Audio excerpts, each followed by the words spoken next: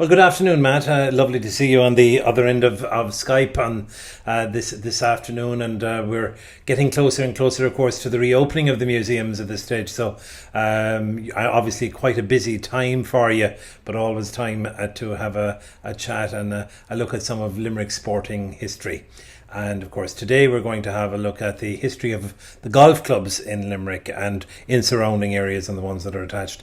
And it's an absolutely fascinating story as to how they would have developed over the years. So, Matt, lovely to have you. I am talking, of course, to Dr. Matthew Potter, who's curator of Limerick Museum and based down there in the old Franciscan Church. So, Matt, lovely to have you here. Golf, of course, Matt, is a sport that has really taken off again as a leisure sport, I suppose, over the many years.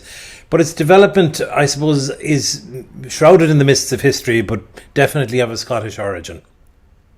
Correct. Golf is commonly known as the gift from Scotland because, as you rightly pointed out, it originated in Scotland. Like a lot of sports, like hurling, like soccer, like rugby, it claims a very long pedigree. But in actual fact, it came into existence in its modern form in the 1740s, when the Company of Edinburgh Golfers was established in 1744. This is the first golf club in the world. And most importantly of all, they established written rules of the game. This is the first time that there were proper rules for the game of golf. And then in 1766, the St Andrews Club, the most famous club in the world, was established. And golf then spread, like a religion in many respects, all over the world. And it was often brought by Scottish missionary golfers, you might call them, who actually brought the game to the four corners of the globe. And of course, the Scots played a major role in the British Empire. So that was how golf spread so widely. And of course, Ireland was no exception, in that it was largely due to Scottish military officers, members of the Scots diaspora in Ireland. It was they who actually brought golf all over Ireland. And if you look, for example, at the development of golf in Ireland, it was mentioned as having been played in Bray, County Wicklow, was early 1762, but really it was the 1850s it took off in Ireland. And strangely, because it was brought by, obviously through military means in many instances, it was never regarded as a foreign game from GA purposes. No, there was one of the main difficulties that occurred over the playing of games were that the GA was played on a Sunday, which was against the Sabbatarian beliefs of many Protestant groups at that period. They then would have played their particular games on a Saturday. But in the case of golf, because it wasn't particularly tied to any day of the week, it didn't seem to cause the same difficulties. And I suppose the Catholic clergy had a major role in the development and dissemination of GA as well. Many of them were keen golfers, so perhaps that has something to do with the fact that golf never attracted the wrath of the GA in the same manner as rugby and soccer and so on. So we come to in around the mid-1880s in Ireland, and I suppose golf was becoming established there. We have a report of a link directly to what's now Áras an Uachtaráin, actually, haven't we? We have, because the Royal Curragh Golf Club in Kildare, it claims that it was established in 1858, so it claims to be the oldest golf club in Ireland. But it seems that history records that there may not have been a golf club in the Curragh, but there certainly were golfers, Scottish Army officers. And then Lord Eglinton, who was a Scottish Viceroy of Ireland in the 1850s, he also played golf in what is now Áras an Uachtaráin, the Vice-Regal Lodge, the grounds of the Vice-Regal Lodge. But in the 1880s, Scottish Army officers established a golf course in Phoenix Park, and it was played there for a number of years. And in fact, when the first modern golf club, by the way, in Ireland was Belfast, the Royal Belfast in 1881, and then the second one was the Royal Dublin in 1885. But the Royal Dublin Golf Club initially played in Phoenix Park, and then it moved elsewhere. So golf was very much associated from the very beginning with the Scottish community in Ireland and with the Scottish military establishment. So we're kind of up to the mid-1880s, and a number of clubs have been established at this stage. And while it may have emerged in Scotland, the first organisation, I suppose, to look after golf on a national basis anywhere in the world was formed in Ireland, and that was the Golfing Union of Ireland, and that was 1891? 1891. there was a golf boom in Ireland in the 1890s. 103 golf clubs were established throughout the country during this period. And the Golfing Union of Ireland was established in 1891, as you pointed out, the oldest national golfing body in the world. And golf continued to boom then up until 1914, by which time there were 190 clubs in Ireland. If you think there are about 400 golf clubs in Ireland now at the moment, you can see how the initial surge was of vital importance to the establishment of golf in Ireland at this period. Over past weeks, we've been talking very much, I suppose, about the other sports that have taken root in Limerick, and really, we do have a claim to be the sporting capital with the way things were set up, and everything from boat clubs all the way through to rugby clubs and soccer clubs and every sort of other club, and of course cricket being the precursor of all of them, amazingly. But I suppose when it comes to golf, the same names emerge as emerged in many of the other clubs in Limerick, and they would have been the merchant classes of Limerick, but also, of course, then also backed, I suppose, by the regiments that were, by complete accident, I suppose, that were here in Limerick and based in Limerick, the Black Watch being one of them. That's correct. I think if we were to speak about Limerick being the sporting capital, in some respects you could argue that Sir Alex Shaw was the father of sporting in Limerick in many respects, in that he founded Limerick Golf Club, he founded Lahinch Golf Club, he was instrumental in establishing the Limerick Rugby Club, which was one of the first rugby clubs in the area. He was also involved in athletics. He was also involved in the establishment of the rowing clubs.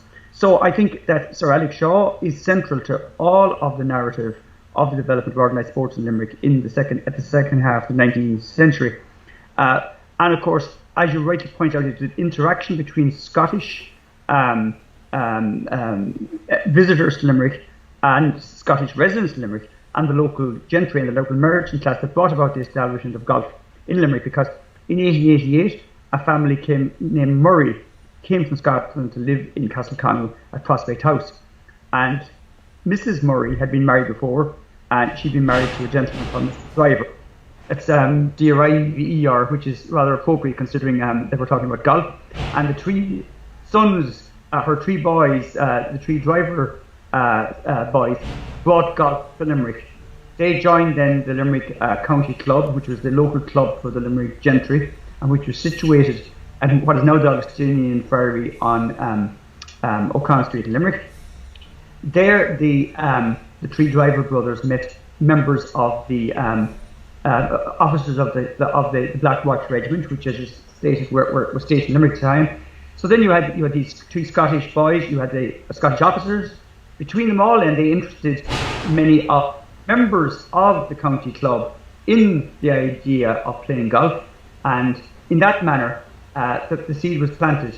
And then, shortly afterwards, then, on December 12th, 1891, a meeting was held in the library of the old Athenaeum building, Seth Street, and it was there that the decision was taken to establish Limerick Golf Club, which in fact was the third golf club in the 32 counties and the first golf club in the south of Ireland. And again, the meeting was presided over by Alex Shaw. He became the first president of the club, he became the first captain of the club, and another well-known local businessman, Edward G. Fitz, whose family controlled the Limerick Savings Bank for many years, he became the first secretary of the club. And in honour of Mr. Driver, one of the three brothers who was instrumental in importing golf to Limerick, one of the three brothers, he was made an honorary member of the club. And it was sort of this kind of synergy between the Scots and the local business community and gentry that got golf off the ground in Limerick. I suppose nowadays we view Limerick Golf Club, and it's associated with Ballyclough, and that's the area of Limerick where it exists. But it hasn't always been that way, and there was links even into County Clare and down into Lahinch. That's right. For the first 15 or so years of its existence, more even, Limerick Golf Club wandered all over the place. And to begin with, the golf club rented some land in as part adjoining the Limerick racecourse. It proved to be too expensive. Then they moved to Ballyclough, and there were problems there as well. In the meantime, some of the Black Watch officers had discovered Lahinch, and they went down there playing golf, and they returned to Limerick, and they told their fellow golfers in Limerick that Lahinch would be a brilliant, a fantastic location for a golf club. Some of the members of Limerick Golf Club went down then to Lahinch. They were also taken with the site, and at one stage then it was decided that they were going to actually move Limerick Golf Club lock, stock and barrel to Lahinch. However, that didn't go ahead. The Limerick Golf Club remained in Limerick, but of course Sir Alex Shaw then devoted a great deal of his energy then to the establishment of Lahinch Golf Club. So you could see that Lahinch was established the year after Limerick. This was in 1892. So the two golf clubs developed very much in tandem, and there was a tendency then for the golfing fraternity in Limerick to play golf in Limerick during the winter and then decamp to Lahinch during the summer. So after the failure of the proposal to move the club to Lahinch, they then ended up outside in part of the county tennis club and cricket ground, which was out Dennis Road, which adjoined what is now St. Camillus' Hospital, but which at the time was the Union Workhouse. And this might be just a good time as well, just to interject, Matt. And we've had a number of queries regarding that particular piece of ground and the origin of the Grocer's Field, which is another piece of ground that we hadn't mentioned heretofore in any of our pieces. But it would appear, and through the good offices of your friend and mine, Tom Toomey, and through the library services in Limerick, that it has been confirmed that the Grocer's Field was part of the land that is now situated between St. Camillus, what is St. Camillus is now, and the Limerick Lawn Tennis Club, that land was known as the Grocer's Field. That's right. And of course, it's obviously it was built over subsequently and became housing. But the Grocer's Field didn't work out for two reasons. One is that one day Sir Charles Barrington, who again was one of the local gentry of Glenstall Castle and one of the pioneers of rugby in Limerick, but he also was one of the pioneers of golf in Limerick. He was playing a game of golf in the Grocer's Field with G.E. Goodbody, one of the local millers, and one of them hit a golf club which broke the window of the maternity unit in the Union Hospital. So that didn't go down very well, as you can imagine. Neither did the fact that the tennis club complained that their tennis courts were being uprooted by the golfers. They weren't replacing divots, so Matt. No, I'm afraid not. No, they were more or less asked to leave, and then they ended up in another very historic site, which was Newcastle and Castletroy, and that was historic for a number of reasons. One, it was near the site of Limerick Racecourse for over 100 years, up to 1868, before it moved to Green Park. Secondly, of course, it was adjoining what is now Castletroy Golf Club, which was not to be established, of course, until 1937. And we had mentioned that land previously as part of the Old Limerick Racecourse, which would have been correct. Close by in those days as well. Very much so. So their sojourn there was also quite brief. They then moved to Ballysheedy. They then moved to a Hogan's Farm in Ballyclough, and it wasn't until 1908 that they found their way to Ballyclough. And it would have been Richard Furnell, who was another member of the county club and therefore would have been well known to Barrington and to Alex Shaw, who offered them land there, which he rented to them. And a nine-hole golf course was established there. And I suppose it should be noted as well that when we talk about Ballyclough now, you know, we almost have a conurbation that goes all the way out there and even beyond, and Fedamore and those areas are all within reach. But Ballyclough would have been very much on the extremity of town at that point, wouldn't it? Very much so, because really the Limerick city built-up area, it stopped more or less at the Ballyclough Creek, for example. So there was it was countryside once you left Ballyclough, and as you rightly point out, Ballyclough was effectively out in the middle of the countryside. And the trouble with this golf course, of course, was that it was just costing quite a lot to develop it. So the membership subscriptions were raised around 1908 as well. So the gentlemen now members had to pay £2 a year and ladies £1 per year. While that might sound rather quaint to the modern listener or viewer, that was quite a substantial sum in those days. But then in 1919, the farm on which the present course is situated came on the market, and Limerick Golf Club purchased it from the late Mrs. Crawford. And it took a long time to get it into shape, but in March 1920, it opened for play as a 9-hole golf course. It was then extended to an 18-hole golf course in 1928. And then finally, in 1937, they acquired more land from Mrs. Crawford's estate, and the present layout effectively was established at that point. And it's an absolutely beautiful course out there. Moving on from there then, Matt, and we made reference to it a little earlier on. Suddenly, and almost without reason, Castletroy Golf Club then emerged a little bit later on than that, didn't it? It did, yeah. I suppose I just briefly want to mention, before we go to that, some of the presidents of Limerick Golf Club, just to show you the kind of people who pioneered golf in Limerick in the late 19th, early 20th century. Sir Alex Shaw was the first president of Limerick. He was then succeeded by Sir Charles Barrington, who held the position from 1902 to 1927.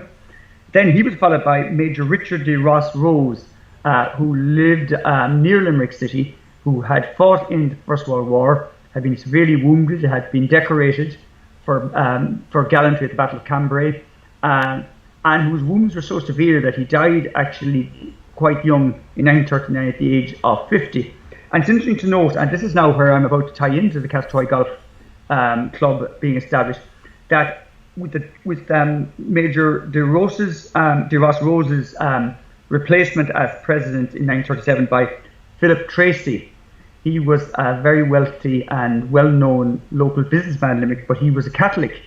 So this was the sort of the turning point where the old gentry and the old Protestant elite were giving away to the Catholic professionals and business people.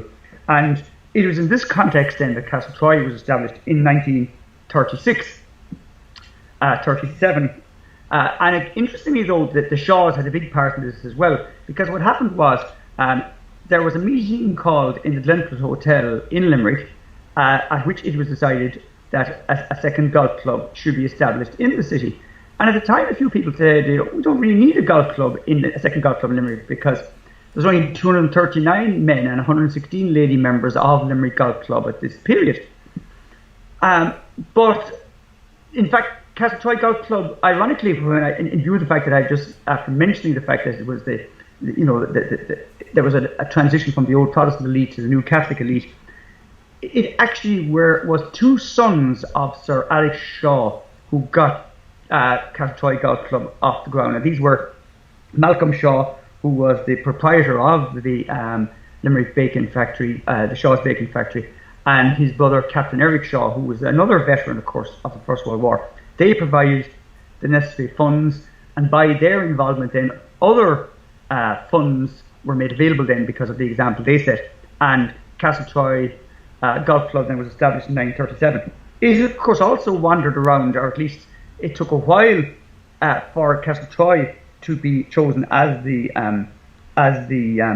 home of this particular golf club, because initially they looked at Castleconnell, they looked at Ballyclough in Mungret, and it was only eventually because so many of the potential members of the club were living in what was then the very new suburb of Castletroy. It was that really, and the availability, of course, of land that prompted them to establish their home in Castletroy. It's interesting that Castleconnell has featured now in both the establishment of Limerick and in Castletroy golf clubs, and that it was considered for both, and it didn't wind up with either. And yet the two golf clubs were situated albeit at different times, two fields apart from each other at one stage or another. But that's neither. Yep. Just to go back to our friend De Ross Rose, he was the owner of Ardoo House as well, wasn't he?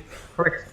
He was, and he gave his name then to Roses Avenue on Guinness Road, and he would have been, his family would have lived in the area for quite a number for several decades, in fact, and but he was the last of his line because, as I say, he died prematurely in 1939. But you can see, and again, when we come in a minute to look at Adare, you can see the kind of person who was involved in the establishment of the golf in Limerick and indeed nationwide. Would it be fair to say at this stage that at this point in history, up to kind of the mid-1930s, the golf was still very much in the upper classes? That the working man really didn't play golf at that point. No, not at all, no.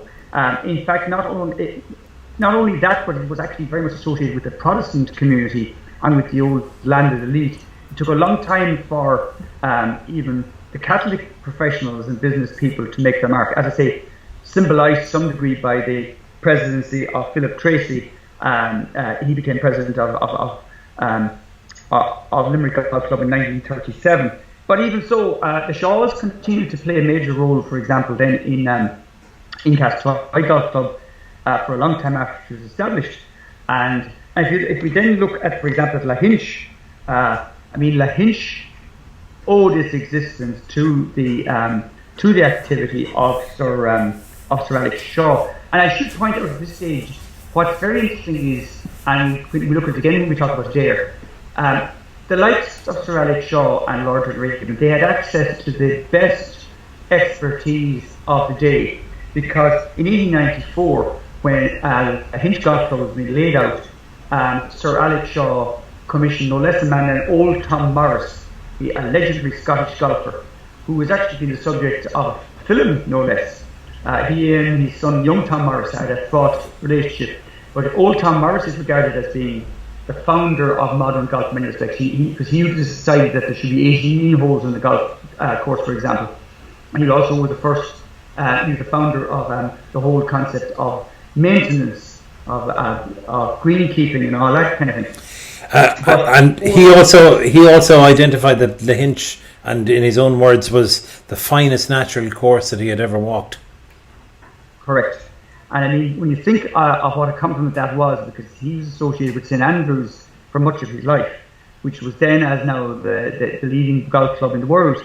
So, and then when Adare was designed, it was Ben Sayers, another world-class Scottish golfer and designer of golf courses, that was commissioned to do that. So the fact that you had the gentry involved, people of considerable wealth and influence, they were able to bring in the best expertise, not just merely in Ireland, but in the world at the time. They literally went to the fountainhead, back to Scotland itself, to get what we now describe as world-class advice and expertise in the design of their golf courses. Well, you've circled the wagons a number of times at this stage, Matt, around Adare, so I think we better get you onto the first tee box out there at this point. Yes. Because, of course, it does have its origins, as you've pointed out, in all of what went before, in terms of Limerick and Lahinch and Adare. They're kind of a trilogy, aren't they? They are. Actually, a friend of mine called Milo Spallan, he has written the history of Adare Golf Club from 1990 to 2000, and he said, in his book, which is an excellent read, he said that Limerick, Lahinch and Adare Golf Clubs, it was essentially the same people who were involved in all three, and they just put on a different hat, and they played sometimes in Adare, sometimes in Lahinch, and sometimes in Limerick. And if you look at Adare Golf Club, which was established in 1900, first president was the Earl of Dunraven. The first vice president was, guess who? Sir Alex Shaw again. And again, of course, the Scots came into it. The first secretary of the golf club was a man called Robert Ballingal, who was the estate manager, a young Scotsman. And I mentioned that Ben Sayers was the designer of Adare Golf Club, but it was Robert Ballingal who actually carried out the work of laying out Adare Golf Club in accordance with the design of Ben's sires. And Robert Ballingal then, in 1908, was called upon by Sir Alex Shaw to do a similar job on Limerick Golf Club. So you can see that there was this synergy between the Scots and the local elite, and it really was done at a very high level. And the golf club was originally, of course, a 9-hole golf club as well. It didn't become actually 18 holes until 1992. And one of the difficulties, I suppose, that did arise was that it was within the Dunraven estate. It was called the Adare Manor Golf Club, of course. And then when Lord Dunraven in 1980 announced his intention of selling the manor and the estate, it was necessary then for the golf club to be safeguarded. So Lord Dunraven then sold the golf club and the ground and the whole lot to Adare Golf Club. And it was from that time onwards then that the golf club developed very rapidly. And of course, not to be confused, that's the Adare Manor Golf Club. And Adare Golf Club is attached to the manor, which is a little confusing in general, isn't it? It's very much so, actually, yes. And actually, the poor postman, I think, must get very confused between the two, because when Adare Manor was turned into a hotel in the 1990s, a golf course was laid out there in 1995. I should also point out, of course, then that one of the many interesting aspects of the history of Adare Golf Club is that the only golf club possibly in the world that has religious service held once a year, for which it closes down. And this goes back to the Methodist involvement with Adare, because John Wesley, the founder of Methodism, preached in Adare in 1756. He preached actually on the site of the present Adare Manor Golf Club, and there's a plaque there. And the Methodists then have what they call field meetings, where they have an annual meeting in various open air settings. And this commemorates the fact that when the Methodists began in the 18th century, they often preached out in the open because they were not they were not approved of by the local Anglicans. So they still have these meetings, and once a year during the summer, the Methodists have their field meeting in Adare Golf Club, near where John Wesley preached in 1756, or at least he was there in 1756. He was back several times after that as well. So it's the only golf club in the world that closes down for a religious service. And there's also, of course, occasional masses held as well then in the Franciscan friary in the grounds of Adare Golf Club. So in many respects, it's a pretty unique golf course. Yeah, and a beautiful setting as well, of course, there along the banks of the river, and of course set on the grounds almost of Adare Manor as well. And of course, Adare and its golf courses are going to come to the fore.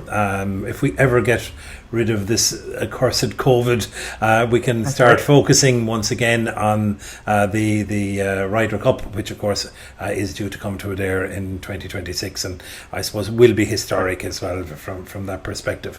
So we've looked at all of these golf clubs. Now there are other golf clubs, of course, around that have set up, and we're obviously limited time wise and all of that. And perhaps on another day we might look at the likes of Newcastle West and Kilkee and the other great golf courses. But I suppose within the city bounds or just outside the city bounds, there are two other golf courses as well, which are of a more modern vintage, and I think probably should be mentioned. Definitely, yes. I suppose to take them chronologically, Ballyclough Golf Club was established in 1994, and unfortunately it had to close in 2011, but it was resurrected in 2013 by a very dedicated committee, and it's now flourishing again. So it's an example, I suppose, of the manner in which you could almost say it symbolises the manner in which both the entire country and Limerick in particular came back from the crash of 2008, which had in fact precipitated the collapse of the club. And ironically, and we spoke about the merchant classes of Limerick and the great families of Limerick, there is a direct link back into probably one of the most famous Limerick merchant classes and aristocracy of Limerick in the Croker family out there. That's right, because the actual the famous Croker family of Ballynagard had quite a substantial estate in that area. and part of it forms the golf course in Adare, or in Ballyclough, sorry. I suppose then, as I work for Limerick City and County Council, it would be very remiss of me not to mention Rathban Golf Club, which opened in 1998, because of course it's a municipal golf club. And Ireland hasn't too many of them compared to the continent of Europe or Britain. Golf clubs that are owned by local authorities, they're much more common in other countries. We tend to have golf clubs that are private entities. But Limerick, to give it, Limerick Corporations was at the time in 1998 established a municipal golf club in Rathban. And if my memory serves me right, the former mayor of Limerick, the late Jack Burke, was the first captain of Rathban Golf Club, and it continues to flourish, of course. And it's a very worthwhile initiative, and it continues to be run by and owned by Limerick City and County Council. And a little fact that I found out in researching this particular programme was that there's a direct link to the Markets Field as well with that, in that the agronomist that laid out the course originally was James Healy, and James was our first agronomist here in the Markets Field after we did the works. So there's another direct link between James and the golf club in Rathban and here in the Markets Field as well. Matt, it's been fascinating. We could talk about golf all day. We haven't really talked about the personalities, I suppose, or the competitions that have been involved. The evolution, I suppose, of golf from being very much part of the merchant classes and the regiments that were involved. And that's something that I wanted to refer back to, again, in terms of linking all of this stuff together, because there's one thing that I've discovered over all of our talks is that everything in history, particularly from the 1860s on, from a local perspective, everything is interlinked. We look at the Black Watch. I mean, the Black Watch was the first regiment to play one of the first registered soccer match in the Markets Field back in 1891, where they played the Lancashire Fusiliers in a match. So the linkages back, and you can imagine that at that time they were also looking at Lahinch Golf Club. Probably the same personalities even within that regiment were the same people that were playing the soccer and that were involved in the sport and were involved in that. And I think maybe in some ways we've airbrushed a lot of that because of the whole nationalist question. We've airbrushed a lot of that from our history. And it's very interesting to go back and look at it. I mean, without poking too much, I suppose, into those areas. But we very much were, when it came to the development of sport, very much were a garrison city, I suppose, at that time, that had a big effect on the way in which we developed. But also, I suppose a lot of the merchant classes were coming into their own at that time as well. Wouldn't that be correct to say? Very much so, yes. I suppose the fact that what's called the sporting revolution of 1850 to 1900, when modern sport was established, that sporting revolution began in Britain and then, of course, spread all over the world. And because we were so close to Britain in that we were just a neighbouring island, we were inevitably one of the first parts of the world to be influenced by that sporting revolution. But if you look at large areas of the globe that weren't under British rule, like Latin America, for example, where soccer was imported by various British expatriates and then became the national game in all of the Latin American countries, from Mexico down as far as Chile and Argentina, it would have been very hard for us not to have been influenced by the sporting revolution in Britain. And the other thing, of course, was that even the GAA, which was established more or less as a reaction to British sport, it actually borrowed an awful lot of the ideology of the British sporting revolution, the idea of having an organised national body, having a set of rules that everybody had to adhere to, the concept of a sports club, which was the main vector for carrying sport all over the place. It is very hard. It would be very hard to escape the influence of Britain on world sport. I suppose one of the few countries that established its own suite of indigenous sports. There were only two countries really that did that, and they were Ireland with the Gaelic games, and the United States with all its own particular games like baseball and basketball and American football and so on. So I suppose we can be very proud here in Ireland of the fact that though we were influenced by the British sporting revolution, we were one of the few countries that carved out our own niche. We didn't just take on what they had given us. We put our own stamp on it. Absolutely, Matt. As always, it's been fascinating. Once again, your museum is reopening on the 29th of June, and you'll be looking for footfall through the door at that stage. And there's many fascinating sporting exhibits in there, as well as other fascinating items to go and look at. And they might even catch a glimpse of yourself while they're wandering through there as well. They just might, yes. Even though I might be wearing a mask, but other than that, I'll still be recognisable, I'm sure, Matt, as always, thank you very much, and it's been fascinating. Thank you very much, then. Thank you. God bless. Right.